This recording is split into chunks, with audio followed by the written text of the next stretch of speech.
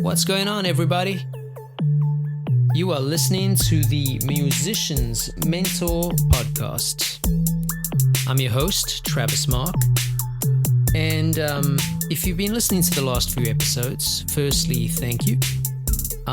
If you think you know anybody who would get something from these, please feel free to share. We're new and I want to keep this going. And basically the idea here is to just talk to some of my musician friends who work in the industry professionally, so that if you are trying to break into this industry and work as a professional, you might just get some different insights. Today we're talking with a very good friend of mine, the super duper talented Mr. Zak Loy. You probably would have heard Zak's work with the rock band LiVE. He's their guitarist. He's also done several other projects. He's done Alpha Rev, Baxley, Mother's Anthem. His credits are quite diverse. He also recently relaunched the Alamo Amp Company, which we talk a little bit about in this interview, and there are some links in the show notes. But for the most part, I'm going to let him do the talking. So, ladies and gentlemen, please help me in welcoming the one, the only, Mr. Zak Loy. Hey, dude. Hey, brother. How's it going? Good. How are you doing? Good, man. Good. You okay? Did I catch you at a bad time? No. Yeah, we're good. Cool. Well, just so you know, we're recording. And fantastic. We'll pretty much just get straight to it so that I don't, waste more of your time than I need to. Oh no, man. Yeah, let's do it and take how much ever Awesome time we need to. Awesome. Well, firstly, thanks so much for doing this, dude. I'll do a bit of a brief introduction after we finish the call, cool. Just so people kind of know a bit more about you. But just so they can hear it from you, maybe what I've been doing with like everybody else I've spoken to thus far is I'm just asking if you could kind of do like a sort of summarized introduction of who you are, what you've done, what you're kind of up to, just so people know what you're about. Yeah, no problem. So yeah, my name is Zak Loy. I've been in the music business. I guess it kind of all started when I was about 15 to 25 years ago. I'd been playing already for a while then, but that was the first time that I actually like worked with a real producer and did showcases for major labels and all that kind of stuff. And that was with a band that I had with my brother. We grew up playing music together, and we did that project for about 10 years before we decided to dissolve it and move on. But after that, I started playing with Alpha Rev, and Alpha Rev, I played with Alpha Rev off and on since, well, I guess for the past 18 years. And Alpha Rev got, we did a ton of touring all over the U.S. and some outside the country as well, a little bit here and there, Canada and Mexico, things like that mainly, and did some cruise, like rock boat cruises and those kinds of things.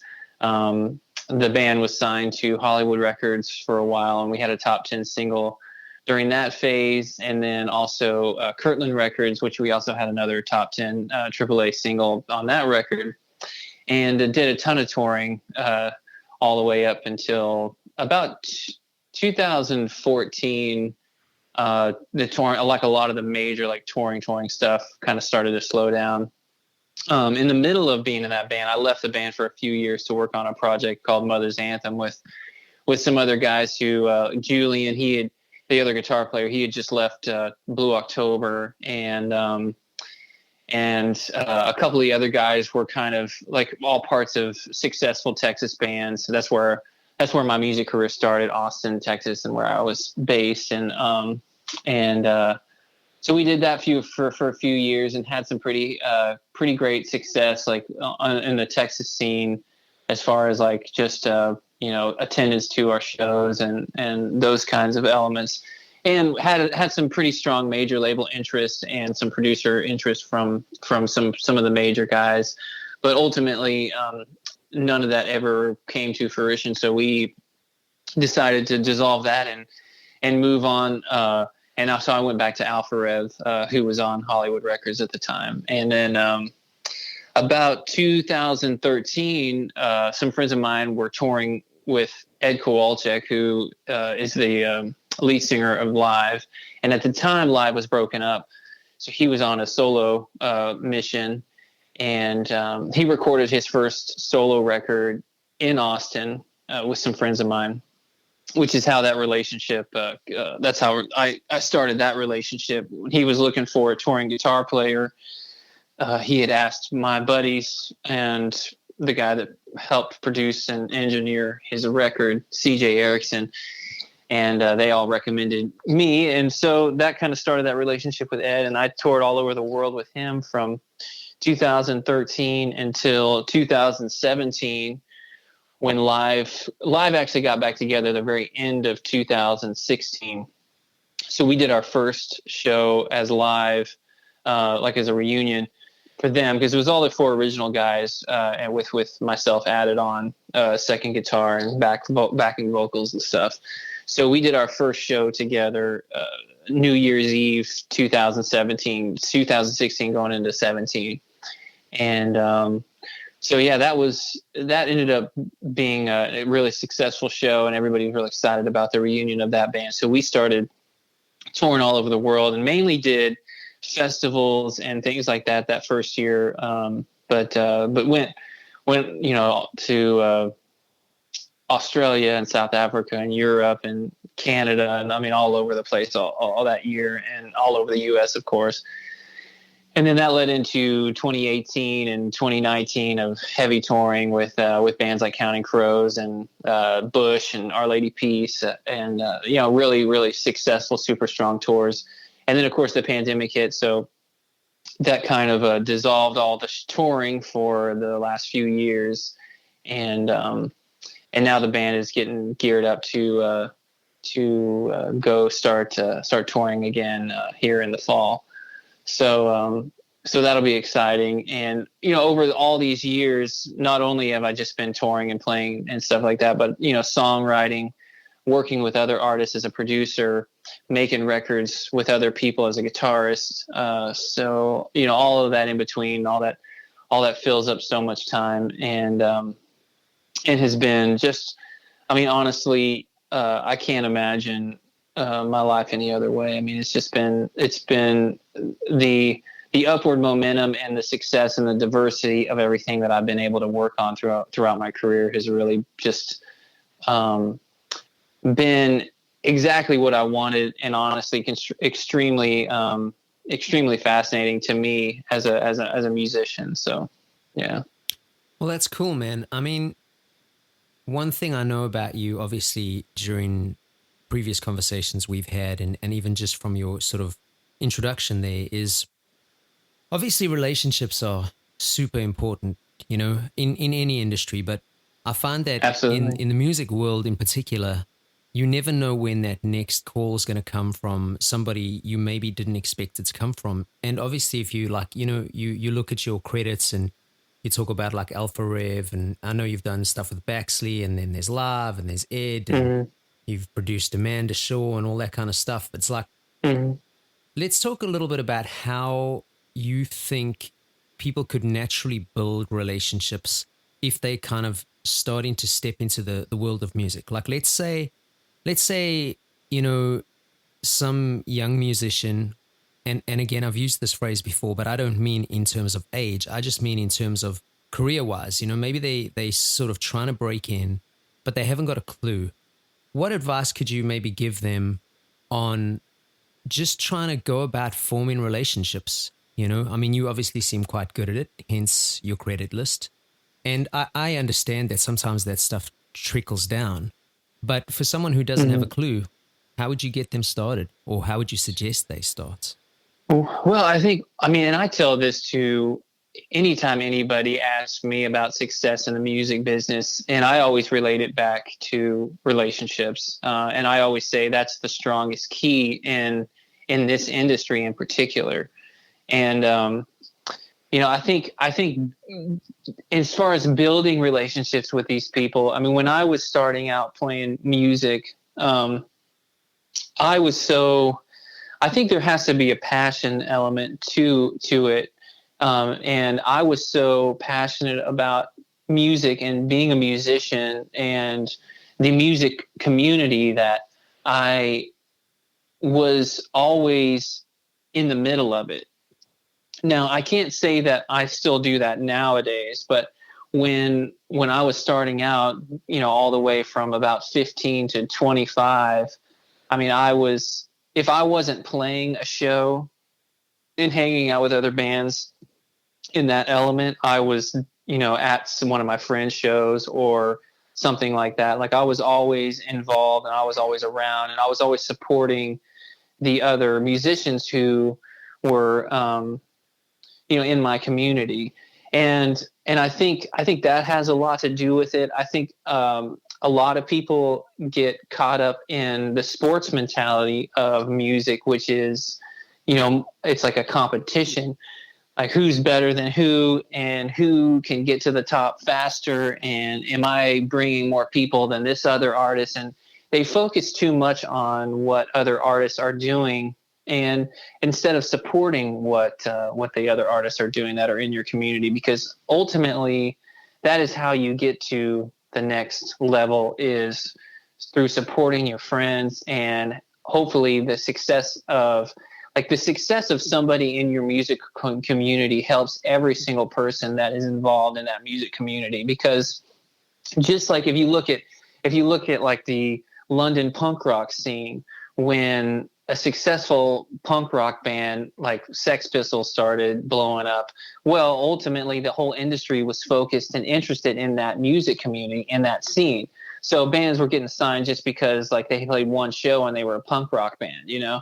And same thing with Seattle. When Seattle happened and all that whole community, the whole industry went to Seattle and just started signing bands like left and right, just because it was there. So that's on the biggest level that it can be, as far as like getting in that. Same thing with New York. It happened in New York with the CBGB scene and all that kind of stuff.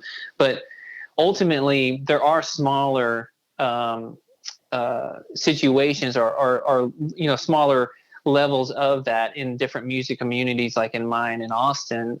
Anytime a band would have success, going out and supporting them and being there and actually looking at them as a friend, and not necessarily using them as a stepping stone or anything like that, or using their success to help yourself out, nothing like that, but just being there and being supportive, because like we're talking about, relationships are everything. So ultimately, the reason why I got these calls and things like in the opportunities that I had in these groups that I was asked to join, and all that kind of stuff, that all came through my relationships, through my musical community in Austin, and the friends that I made there. And it's grown obviously to many different places all over the world now, and I have relationships with people all over the place. But I still use that mentality. It's like you just never know, where you can help somebody out, or they might be able to help you out, or this is kind of how it works, because it's not just a take thing either. It's not just like going through and like, okay, well, I went to this person's show, hopefully they can give me something later. You also have to be the one supporting your community and calling your friends when you have an opportunity, like a gig opens up. And I've gotten quite a few of my friends gigs, touring gigs as well, through my relationships, and that's another thing. It's just all about supporting your community and being genuinely supportive and helpful, and also just being a nice and open-minded person, to all genres and all different instrumentations, because it's like a lot of guys get stuck in this, like, oh, my genre is the only genre. You play country and that's horrible, and you play this and that's horrible, or whatever. But I mean, ultimately, it's all art, and art is, it can be accepted in so many different ways by so many different people. And, it's just, it's interesting how people can get so caught up in their own little musical world or artistic world, and start competing against other people and competing against their self, ultimately, is what that does. And you can kind of just get stuck in a rut that way. I really truly believe that being open-minded and being genuinely supportive and nice, and a nice person, and helping in any opportunity that you can get, it's like, and ultimately knowing where you're at, so like if you're if you're a rock musician and you're working on a country record, well, you can say like, well, I'll just play all the instrumentation on it because I can play all the parts or whatever. Or you could get somebody who specializes in that sort of genre and have them come play on your record, and you give them money and you support them, in their artistic endeavors that way. And then maybe down the line, they might think of you when they're working on a rock record. So, that's just how it all works. And that is ultimately the goal to, or the channel to success. I truly believe that, Totally, dude. As well as being talented and good at your instrument, obviously. Yeah. Well, again, we're hoping that, the people listening take care of that on their own.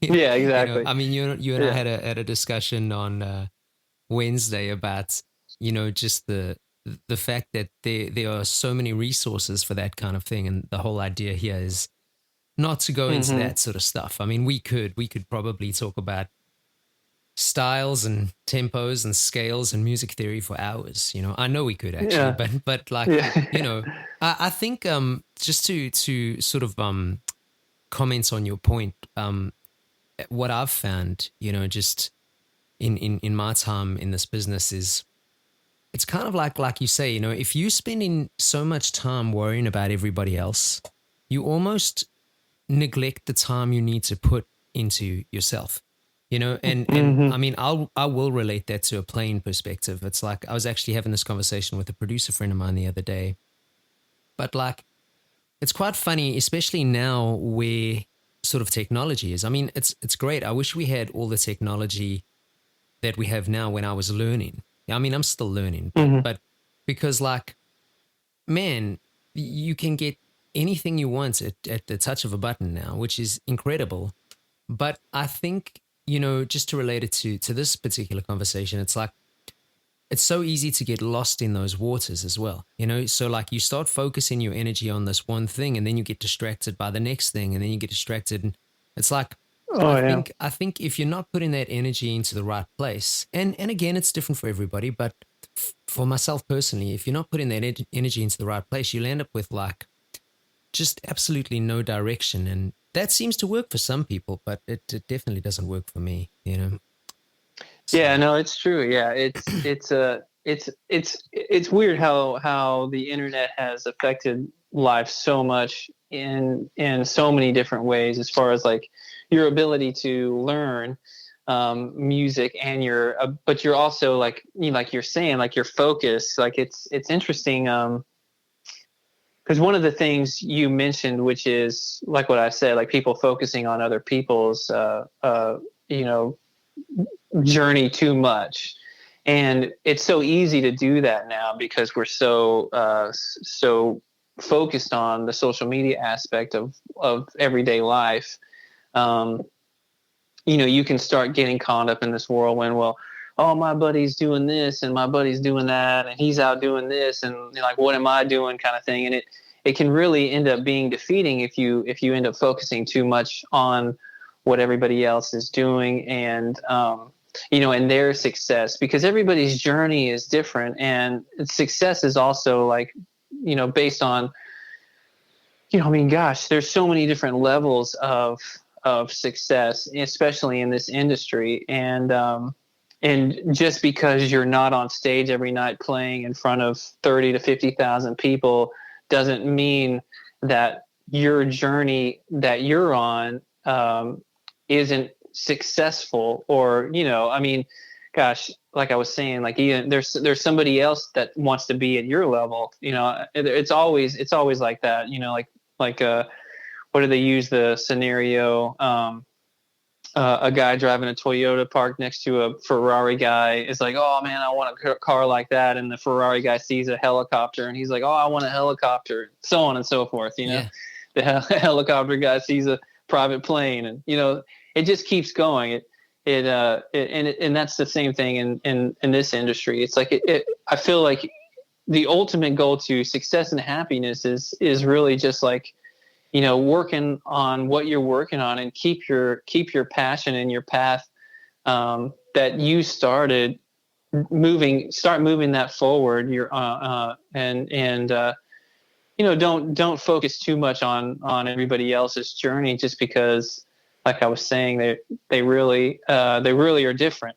And anytime any band has been signed, or the success of any band, every story is completely different. So, like, trying to recreate somebody else's success is just really, it's kind of impossible, honestly. Completely. Yeah. It's like the success thing. It's about perspective, I mean, Yeah. It really is. That was a great story with the car thing, and to add to it, there's probably some dude standing on the road looking at the guy in the Toyota and thinking, "Damn, Oh yeah, I wish I exactly. had a car." It's like, it's really important. The mindset side of it is like, for me, as I get older, it's like, I mean, I still practice, and I still feel like a kid every time I pick up a damn instrument. But like, Yeah, that absolutely. mindset side, I just like, I love it. It's like, I try and get into people's heads and what makes them tick, because like, I definitely know some guys on the complete flip side of some of the things that we've spoken about,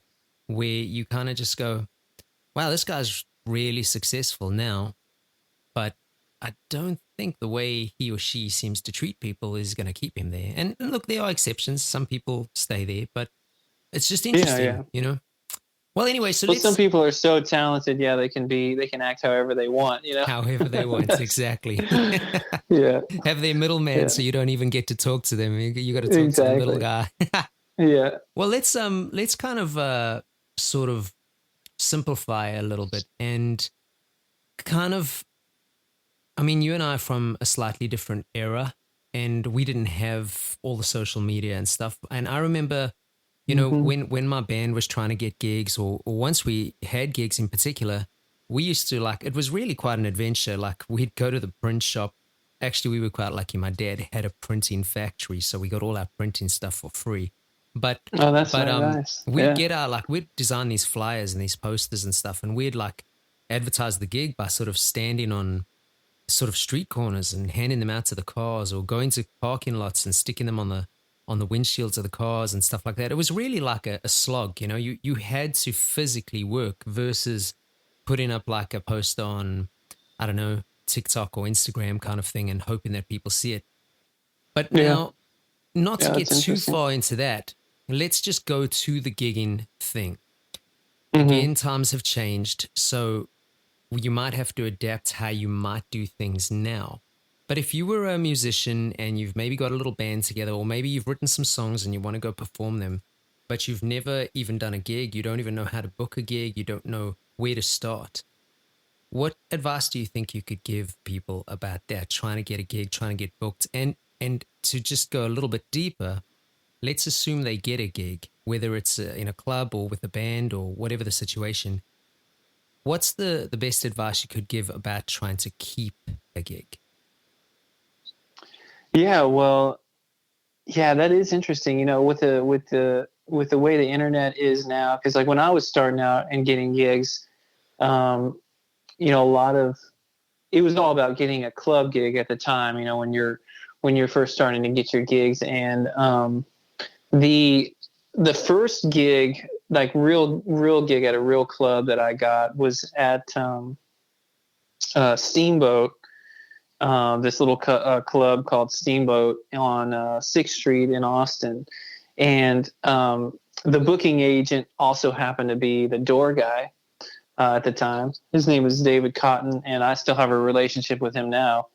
He's been a big part of the music community in Austin for a long time, and he booked several different venues. But so like you would just go down to the venue and be like, "Hey, David," he would be at the door, be like, "Man, we really want to play," and he would either tell you like, "Oh, I don't have anything," come back on whatever day, and check with me again, or try to call me or whatever. But I always felt like phone calls never worked as well back in those days, especially when you were somebody who was up and coming and didn't necessarily have any sort of there was no kind of word on the street about your band at the time. It's really just like I met David through a relationship of the producer we were working with. So anyway, eventually he did give us a gig, and we played it in Steamboat a few times. But then later, when I didn't have as much help like with the producer and stuff, a few years later, my brother and I were trying to get a gig at Antone's, and the two guys we were playing with at the time, Evan and Tommy, were a part of this band, Dames Violet. And so what I did back then, the booking agents worked out of the venue, so I would go down to the venue every single day at about 3:00, because I knew that's when all the booking agents would be there. And a lot of times the front doors were already open, so I would just walk in, and I'm about 17 at this point, and I would just walk in and go up and talk to the booking agents and be like, "Hey, you got any shows for my band?" And we'd never played at Antone's before. Antone's is a pretty well respected venue in Austin. Stevie Ray Vaughan got his start there, and I don't know if people are familiar with the Sexton brothers, but Charlie Sexton and Will Sexton. Charlie plays guitar for Bob Dylan, and has had a really successful career on his own as well. And anyway, so guys like that, like pretty heavy hitters in the Austin scene, got their start at Anthem. So it was like just a big deal for us. Like, we got to get a show here. So I'm going down to this venue every single day, and I probably did that for a few months before they actually gave us a show. And I mean, after a couple of weeks in, I mean, these booking agents are looking at me like, why are you here? Please stop coming. Like I turned into this super annoying, kid, but I didn't let it faze me. I just kept going down there and pushing and pushing. And eventually, they called me. I had a house phone at the time, and I was sick in bed, and they called me, and I'm like, hello, and they're like, oh, this is Kathleen from Antone's. Is this Zach? And I'm like, oh yeah, hey, what's up? I kind of jumped out of bed. I was like, oh, hey, what's going on? And it's like, well, the opener canceled tonight, and we were wondering if you guys would come down and play the show. It was for opening up for this artist, Patrice Pike, who had some really great success in that at that time, and so of course I hung up the phone and jumped all the way up to the ceiling and called all the buddies, and we went down and played that, and that's how we got that gig. And to kind of like go back and the reason why this story is what it is, I believe that even with the way things are functioning now, it's like, I know a lot of people feel like you might be pushing too hard, or, you listen to these people who try to like say like, oh, listen, like we'll call you back in 2 weeks. We'll have something for you. And so you hang up the phone and you wait 2 weeks and they don't call you. So you call them and you just do this whole runaround thing with them. And like honestly, I think it's okay to push the limit a little bit. You know what I mean? That's basically the point of that whole story. Is like, if you have to push, even pushing to the point to where you become this really extremely annoying person, ultimately, I think as long as you know that you feel truly in your heart that your product is good, and you feel strongly enough about it to where you feel like people are going to like it, and that you have something to add to the musical world, then I feel like it's okay to push those boundaries a little bit, because everybody is trying to do as little as they possibly can, especially in the business world of things, in the music business. So, it's like get paid more and work less kind of deal. Yeah. So if they just have to wait for the phone calls for the successful artist to call them and be like, hey, we want to play at Anton's, it's like, oh, well, I know this person's going to bring this amount of people, so yeah, we'll give them a show, and we'll give them a show. And, so all the little bands get kind of like overshadowed and left behind. You do have to push a little bit when you're at that point. And as far as, in order to keep those gigs, I mean, it's really about being respectful. It's about being respectful to the other bands that you're playing with on the bill. It's also being respectful to the crew, the house crew that is working there, because they're ultimately there making money. And listen, they don't want to, they do those shows every single night.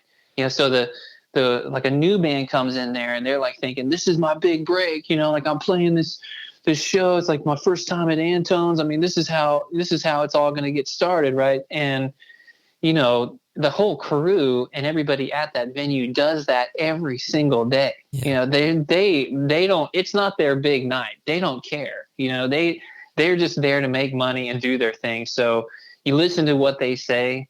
Be respectful to them, and it's like, well, I can't hang up my big light wall, or I can't have my special smoke machine or whatever. Like, they're not going to let me. My whole show is ruined.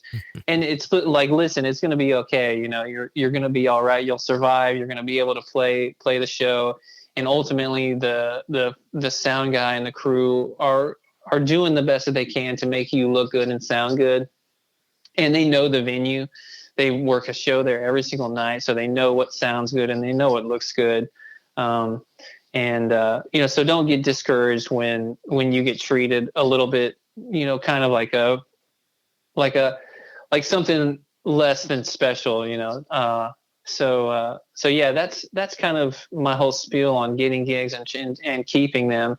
Now obviously in the digital age of things, it's totally different, and a lot of emails, and most booking agents work from home now. They don't work from venues anymore. Yeah. But still, like, I think whatever you can do to put your face in front of those people, whether it's like going to shows every single night, and if you don't have a relationship at that club, going down and paying to go into the club and just try to hang out with the bartenders and hang out with the managers, see if you can meet the manager, hung out with the front of house guy.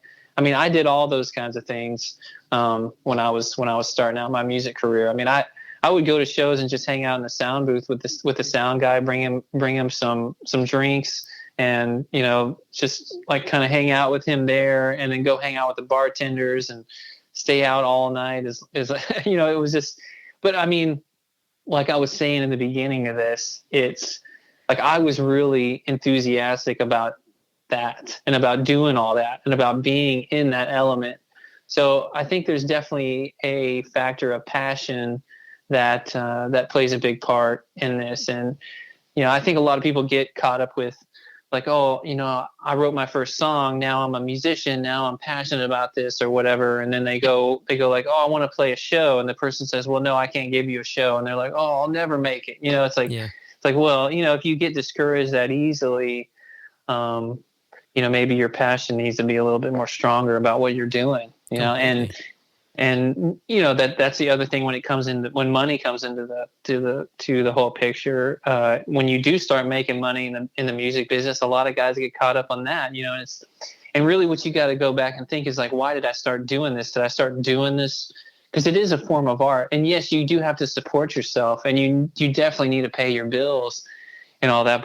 But so many people get caught up so much on like, well, I can't do this. I'm not making as much money. I need to make more money if I'm going to do this. And it's like, well, aren't you doing this because you are extremely passionate about it, and it's a form of art that you're trying to share, that and of course we're talking in original kind of like bands, kind of like if you're writing your own songs, or you're in an original band with a songwriter or whatever, Yeah. These are the scenarios we're talking about. If you're a hired gun, or you're playing in a show band or something like that, I mean, you should definitely be making money.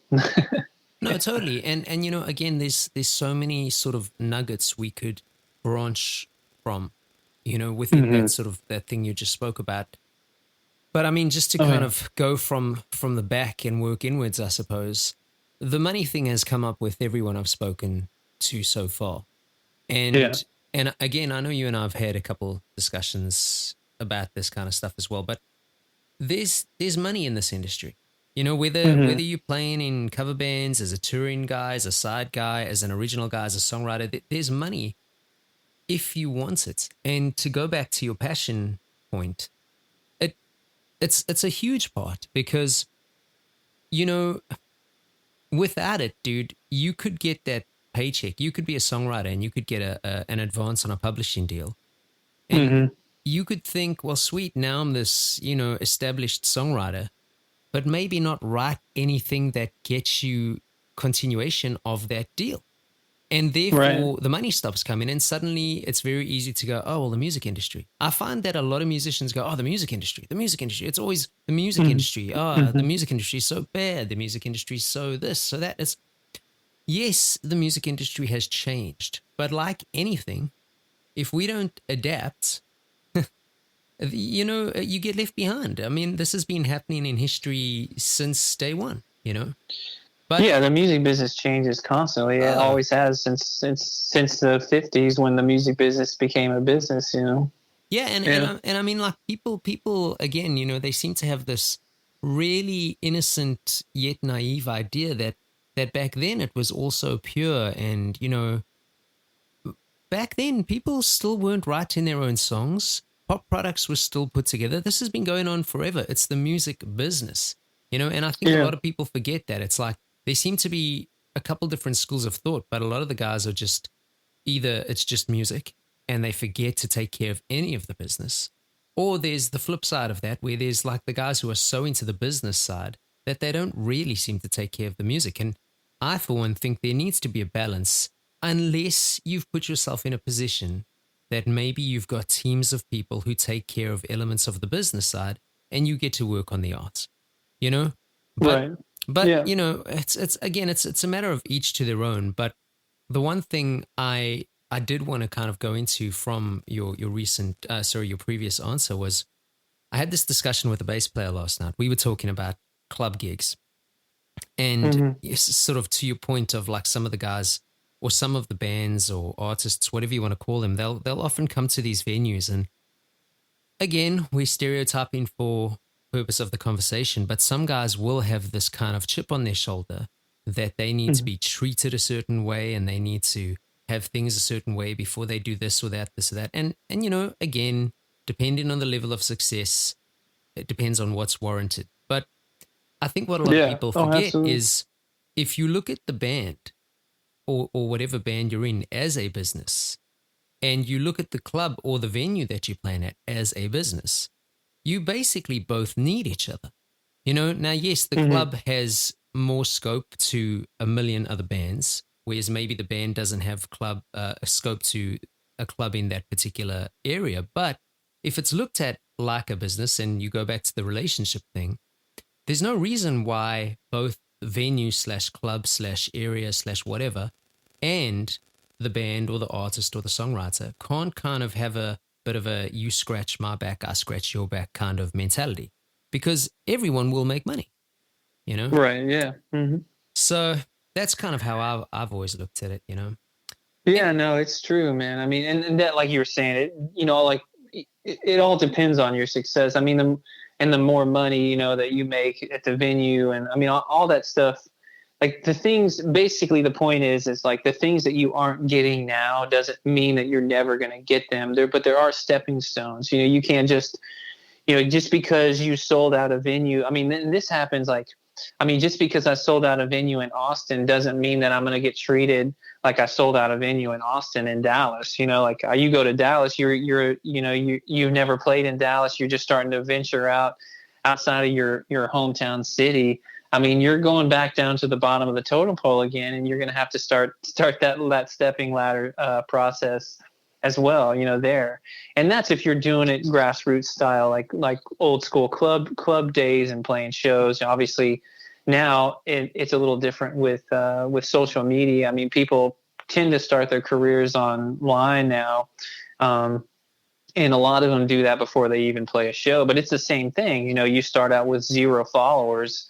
You know, you got to start promoting your music, and you got to step up the ladder, and you got to get to a certain point to where you feel comfortable with, you know, how many fans you have, and then decide to go out maybe touring after that, you know, and that's just a totally different way to start a career. But I mean, that happens all the time nowadays as well. So, Yeah. you know, yeah. So, I mean, obviously you've done a lot of touring. I mean, Mm-hmm. you know, you could probably talk for an hour just on that, but Yeah. there's other things we need to talk about, Zach. Yeah, but absolutely. but so, I mean, what advice would you give musicians who are starting to either organize their own tours, or they get a gig as a sideman and they get on a tour? You know, I mean, I don't just mean from a sort of show gig performance kind of level. I mean, like, you know, the road can be tough. You know, Mm-hmm. we know that, and relationships can take a toll. You some people get into certain vices, etc., etc., etc. What sort of, I don't know, let's call them survival tips, would you Yeah. offer on just trying to stay healthy on the road, trying to maybe stay sane on the road if you're on a really long tour? I don't know, maybe sort of bring some comfortableness of your life to the tour, or the bus, should we say? What would you sort of advise?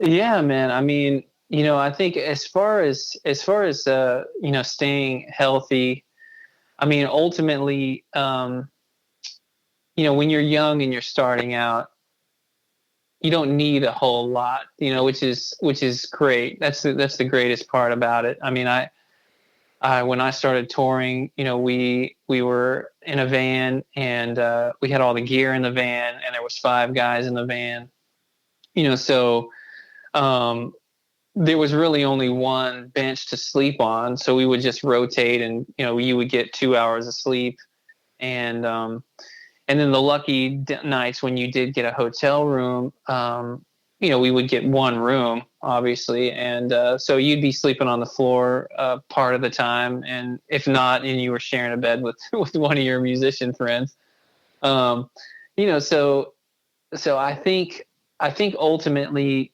you know, knowing that you do still need to get some rest, and you know, take those times when you do have a day off to take some time and make sure you catch up. Because one tour I didn't do that, and I ended up, you know, pretty ill, and in bed for several days, because I was like basically living off adrenaline and excitement, and you know, cigarettes and alcohol. So it eventually catches up to you, in that fact.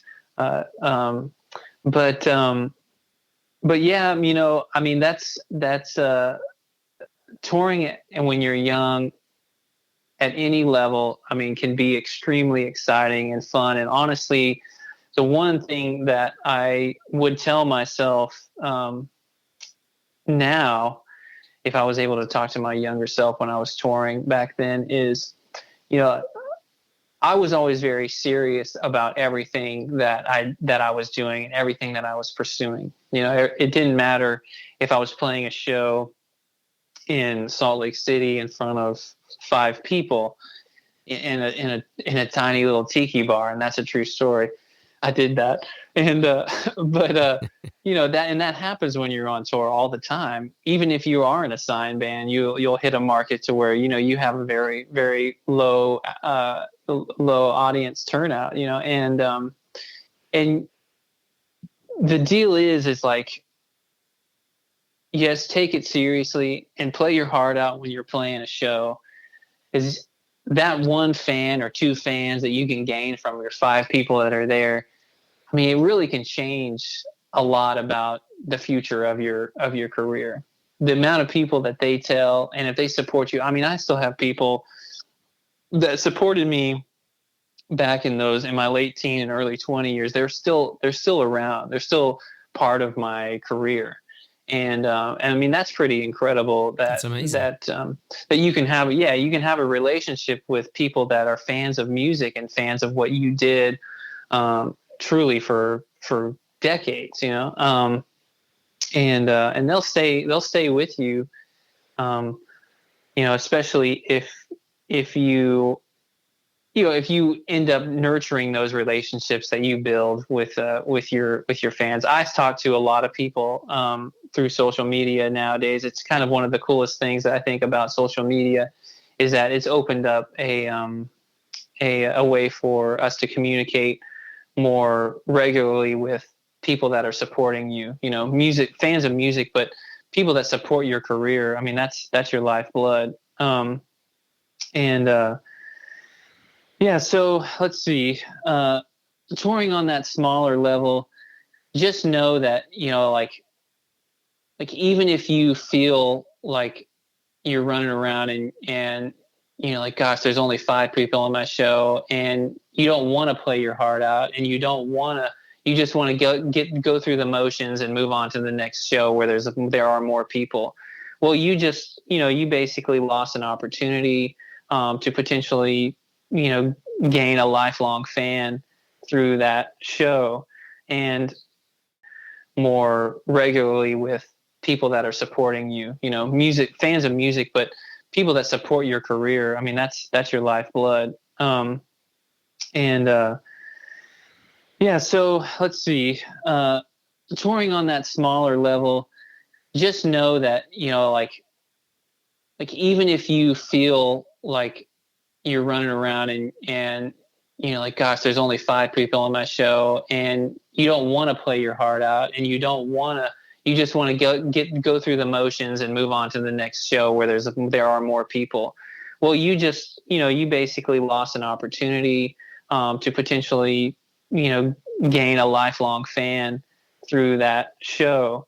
And I think a lot of people don't have that mindset anymore, that mentality anymore. I mean, even if we ended up in a situation to where we were playing and it was like one person at the bar and the bartender, when we got off stage back in those days, the bartender was like, "Oh my gosh, you guys are freaking amazing. This was such a great show. Like, I can't believe you guys put on such a great show."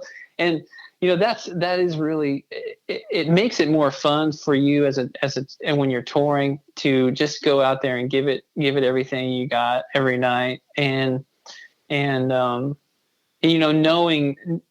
that you did a good job, even if there was only 2 people at the show, really puts you in a stronger mindset of positivity and happiness and things like that. Because if you play on your feelings of progression and pursuit and your ultimate goals, which whatever they are you see for yourself, just know that everything that you're doing is a stepping stone to that goal.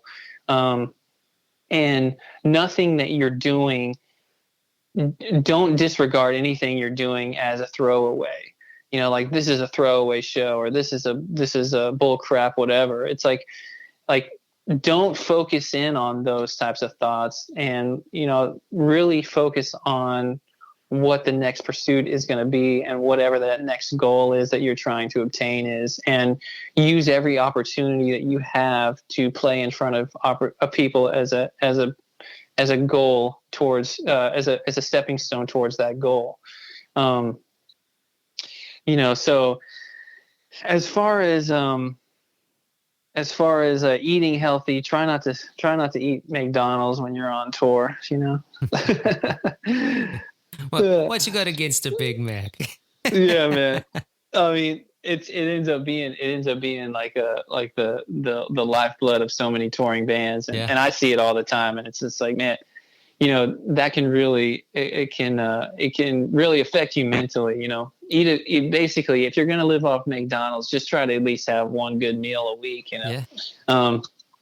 And but yeah, and as far as like getting into the bigger level of touring, and touring with other national acts, and those kinds of things, kind of like in the middle, when like where Alpha Rev, we got signed, we got to tour with a lot of other national artists who were either more popular than us or at our level.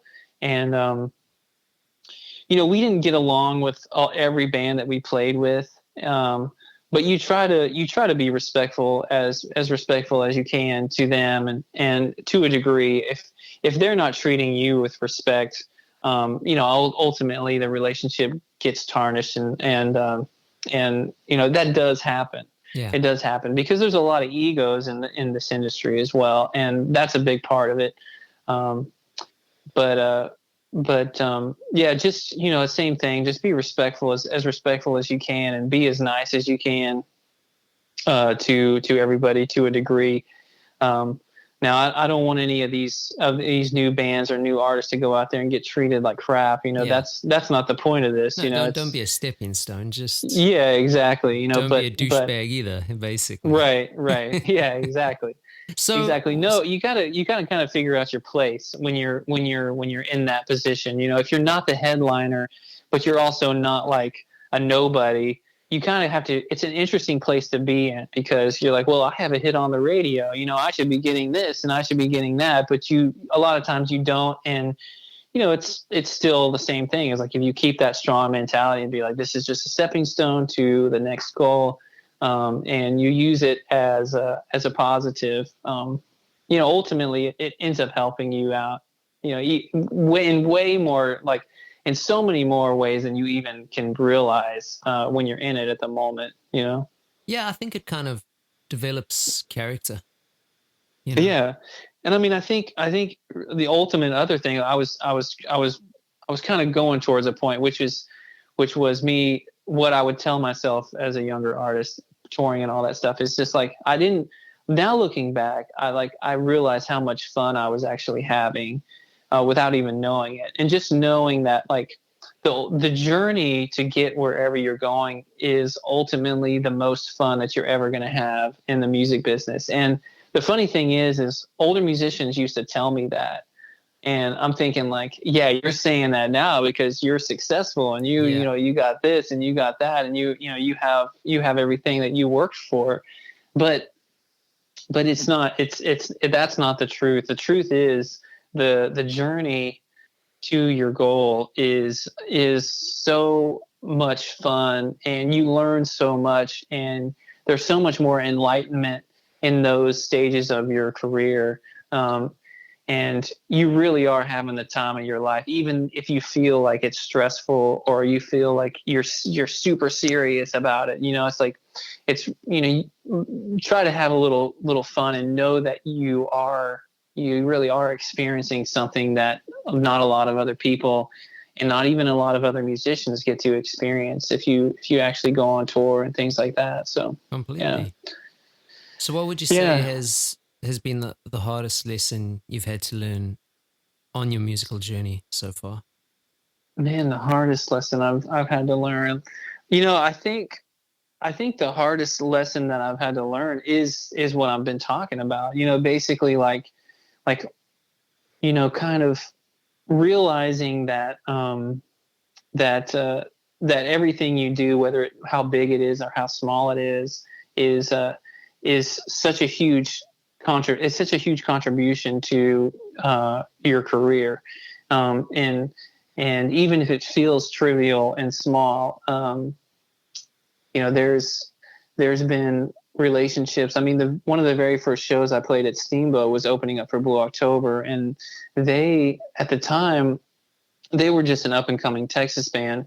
They weren't, they hadn't been signed and things like that, but Justin, the lead singer, he sat in a booth and watched my whole show with my brother, and came up afterwards, and he was headlining that night. The venue, he had sold out that venue.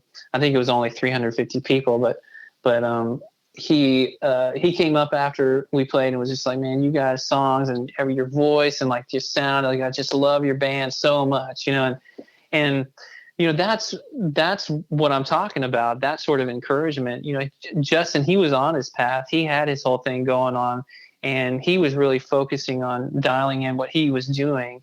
And so he had the mentality and the open-heartedness to watch another up and coming, like watch a band that was just starting out, and you know, give them compliments and encourage them to succeed.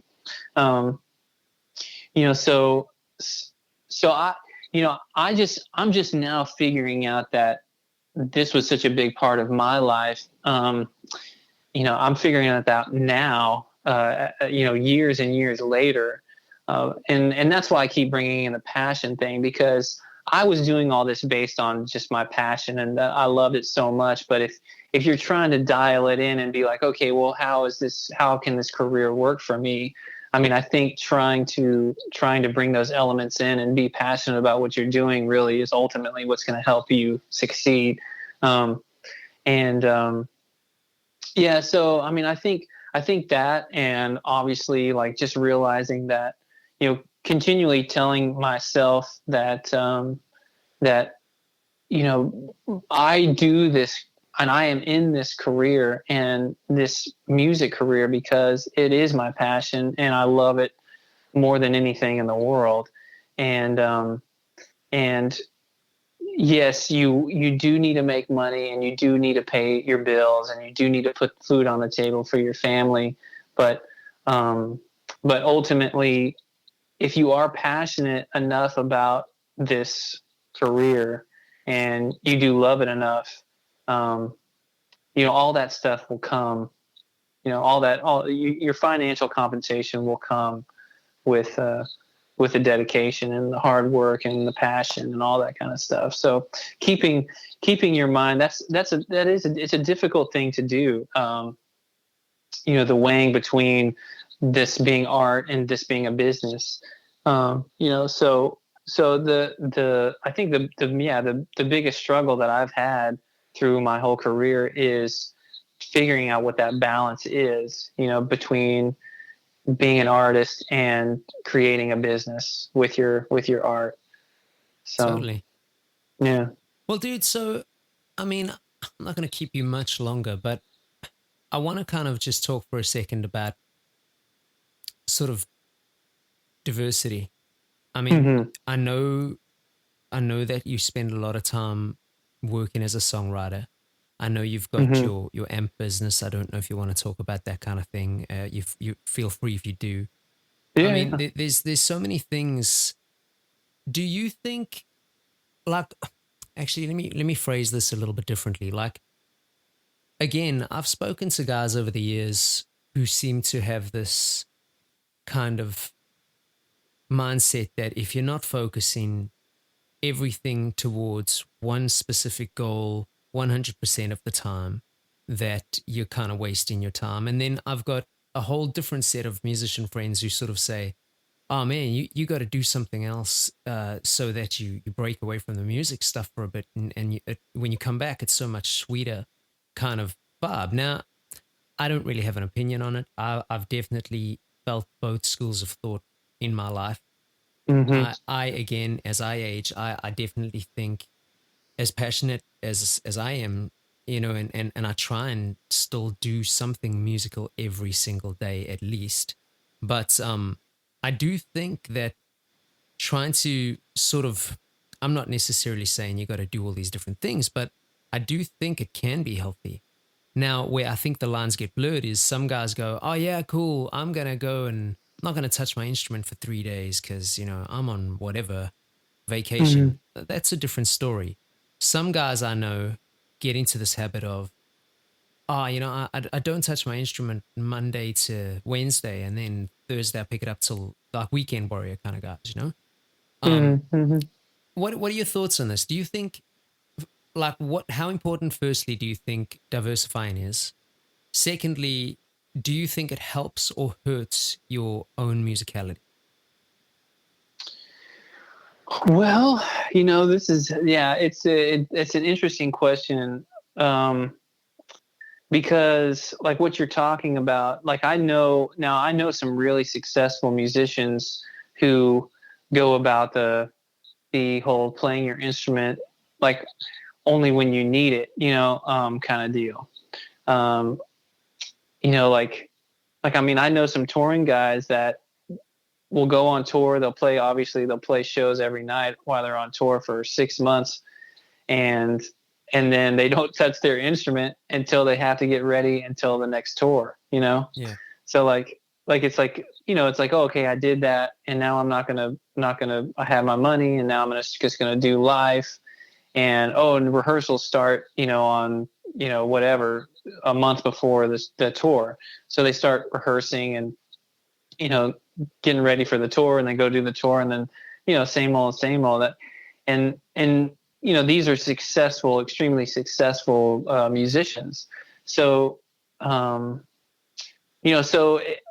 I think it really just kind of depends on the person when it comes to this kind of thing. But because like me, I'm so passionate about my instrument. I play guitar every day, whether I'm on vacation or not. Like I mean, I'm pretty much, at least for some part of the day, I've played my instrument. I mean, like today, it's early afternoon. I've already spent a good amount of time with my guitar today, playing, and kind of came up with two ideas. That songwriting ideas, and I'm just that's where my mind is all the time. I'm always thinking about music, and I'm always like playing my instrument, and truly passionate about all of it. And I don't think you have to do that to necessarily be successful, just because I've known people that are successful that haven't done that. But it just depends. Like if you're really trying to be the best that you can be at your instrument, and you're really truly passionate about it, and you play it all the time, then good for you. That's awesome. If you don't and you're successful, also good for you. But yeah, I mean, and I really did for a very long time in my life really focus mainly on my instrument as a guitar player and a songwriter. I've always written songs in my bands, and I started writing songs when I was 12 years old, and haven't stopped. And so now all the bands that I've played in necessarily weren't like songs that I had written, but a lot of them have been either like I've done co-writes with a few of the people, or like I've written the songs for the band. And I mean, even with live, like luckily I started writing with Ed when I was touring with him a little bit here and there, and then we actually wrote a couple of songs together that got cut on the last live EP, which is called Local 717. So even as a touring guitar player for that band, how long I'd been touring with them for so many years, the writing element came in, which is really great and a super positive for me, because that's really generally what. Like if I had to pick two things that I was extremely passionate about, would be my guitar and my guitar playing, and songwriting. And then producing is also a part of that, which I got super into production for several years, and I've been kind of laying back a little bit of it, just because it's super time consuming, and I personally get super consumed with the artists that I'm producing. So it does kind of end up becoming a little overwhelming and taking over. But yeah, I mean, my career is a little bit more established now. So I've been venturing out, like you mentioned, the amp business. I'm starting.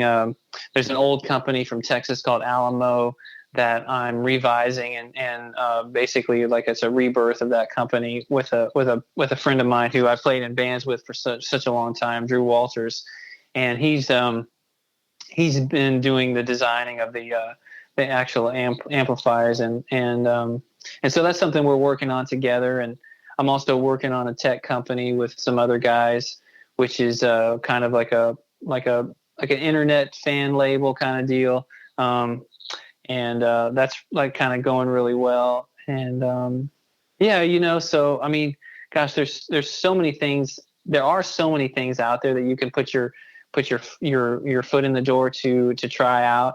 And I mean, I wouldn't say, you know, what basically what I'm saying is like, you know, yes, keep your mind open to these possibilities. Don't shut the doors necessarily. But I mean, it really depends on the individual. You know, I think it's a personal choice whether you want to be. I mean, what I hear about like guys like Eddie Van Halen, like he never put his guitar down ever. I think he walked around his house with a guitar on, you know, Yeah. and you know, he was just so like, and that's more obsessed than I am, and I'm pretty obsessed with my instrument. But since playing guitar, you know, I ventured out like through a recording, you know, I started playing other instruments like mandolin and lap steel and banjo and, you know, like those kinds of things, bass and keyboard.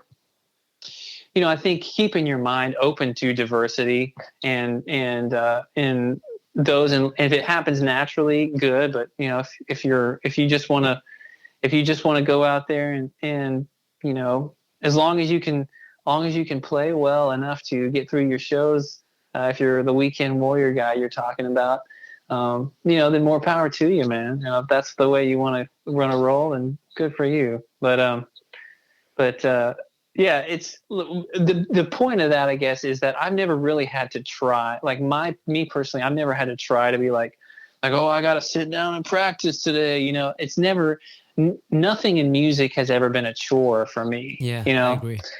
And I think that's a big part of it. So, I mean, if you're every day struggling with getting out there and doing something musical, you know, maybe the music business and music is not necessarily the place for you. You know, if it's a chore for you to get up and like, oh, I got to practice, I got to write a song, I got to do this, you know, then I can understand like recording being a chore, you know, be like, oh, I got to track this part, or got to, you know, mix this song or whatever because that's like a little bit different than creating music or playing your instrument. But like, you know, if you're in this mentality where everything is a chore, and it's either change your mentality, or maybe you ended up, you know, a lot of people play music and they use it as a form of entertaining themselves, you know, or like, you know, just like, oh, I play guitar down by the lake on the weekends, you know, and I just have such a blast doing that. And that's completely respectable. And that's a whole different element. Now, if you're trying to turn it into a career, and every single time you have to do anything like play a show or anything, it's pulling teeth. And because you know, I've talked to bands that are that way too. It's like, you know, like, oh, usually one person in your band is like the person that is like doing a lot of the business and booking the shows and all that kind of stuff. So, you know, like I've definitely talked to bands where it's like, man, I booked all these shows and my band is just like, you know, like, oh, we don't want to do that show and we don't want to do this show. And like, you know, it's just like, well, you know, maybe you should be doing something else then, you know, because you're just, you know, it's, I've never known someone to have that mentality and have a good chance at putting the next foot forward, you know. Completely. You know, really, it's really about enjoying it and being passionate about everything that you do. And that's why it's art. And that's why it's still like that form of art and form of creating sonics that emotionally touch people, you know? Yeah. Well, Zach, Yeah. I think I probably know what you're going to potentially steer towards, but let's finish off by asking you, what do you think has been the best or one of the best pieces of advice you've ever received in regards to your musical career? Man, what is the best advice? And you know what you think you know what I'm going to say? Well, I figured you're going to head towards the passion route, you know, that like, because Yeah. that's been pretty strong. And you know what's quite interesting is okay, I mean, none of these are live yet. They're going to go live soon, but everyone I've spoken to, the one thing I have to say is everybody's got one thing that like you can just tell like that's what like the reason you're successful is that one thing. And I'm not saying you've only got one thing. I don't mean it in that way. No, But I see what you're but like, saying. Yeah. dude, I mean, I've known you for a while now. I know Mm-hmm. you're a passionate guy. It comes through in Mm-hmm. talking to you. And it's like, so all those other things are attributes, but it's almost like they're under this umbrella of passion for someone like you. Yeah. And I mean, Yeah. I Yeah. think it's brilliant. I think it's absolutely brilliant. But it's like, it's funny because everyone I've spoken to so far seems to have something, and you go like, oh, I've never really thought of it like that. And it's really cool. It's Yeah. like, Yeah. it's really like eye opening, and it's just, I mean, I just love talking music, and it's like so insightful because like you get to sort of see people on total different parts in different genres, but like super, super successful again, depending on your perception. But like, Mm-hmm. it's just cool how like it's so different, but it's so similar, you know? So cool. Yeah, no, that is. I mean, and yeah, I mean, if I was going to tell a younger person, it's like, yeah, I mean, relationships are everything. Stay cool and be a cool person and be nice and respectful to everybody around you. Because honestly, like, I mean, the musician who you meet today who can hardly play their instrument 2 years from now could be on the stage in front of 60,000 people. I mean, that happens. I've seen it happen. I mean, guys who have become massive artists and sold millions of records and playing stadiums have been on tour with bands of mine, playing the very first slot, with their acoustic guitar. And it's like, oh, who's this guy? Oh, no one knows who he is. And 2 years later, he's like the biggest star in the world. I mean, that happens all the time. So, like, the thing is relationships, those are how people start their careers. I mean, you being cool with that guy who's playing his instrument in front of nobody, and having no idea that 2 years later he's going to be the biggest star in the world. That is everything. That's what makes, because he'll remember that. Yeah. He'll remember that no matter how successful he gets, he'll remember, oh, the guitar player from that band was always super cool with me, and or whatever, whoever you are, that kind of thing. But as far as like, what musicians have told me over the years, it's like, I think the main thing that I learned from the older guys is yeah, I mean, I think that's where the passion thing comes in. I mean, really, really, like, seeing how, like, because a lot of people are like, man, how can you keep doing this like for such a long time? Like even if like, there's a lot of guys out there who have played music for their whole life and